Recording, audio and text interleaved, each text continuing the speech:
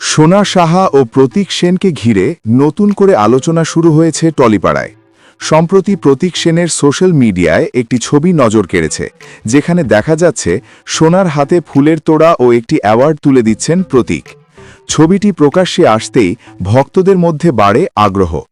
অনেকেই এটিকে তাদের আসন্ন জীবনের নতুন অধ্যায়ের ইঙ্গিত বলেই দেখছেন। এই ছবি নিজের সোশ্যাল মিডিয়ায় শেয়ার করে সোনা সাহা একটি আবেগঘন ক্যাপশন লেখেন। সেখানে তিনি জানান, অল্প সময়ের মধ্যেই জীবনে অনেকটা পথ এগিয়ে এসেছেন বলে তার মনে হচ্ছে। নতুন পথচলায় পাশে থাকা মানুষদের প্রতি কৃতজ্ঞতা প্রকাশ করেন তিনি।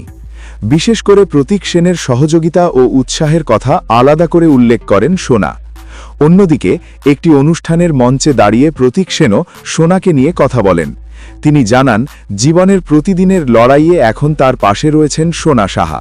সেই কারণেই এই বিশেষ মুহূর্তে সোনার হাতেই তিনি সম্মান তুলে দিতে চেয়েছেন। প্রতীকের বক্তব্যে উঠে আসে পারস্পরিক বিশ্বাস ও মানসিক সমর্থনের বিষয়টি।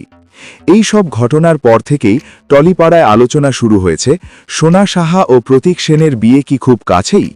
শোনা যাচ্ছে তাদের বিয়ের প্রস্তুতি শুরু হয়ে গেছে এবং কেনাকাটাও নাকি ইতিমধ্যেই শুরু হয়েছে, যদিও এ বিষয়ে দুজনের তরফে এখনও আনুষ্ঠানিক ঘোষণা আসেনি। সব মিলিয়ে বলা যায়, সম্পর্কের নতুন ধাপে পা রাখতে চলেছেন সোনা সাহা ও প্রতীক সেন। বিয়ে সামনে রেখে কেনাকাটা শুরুর খবরে ভক্তদের কৌতূহল এখন তুঙ্গে।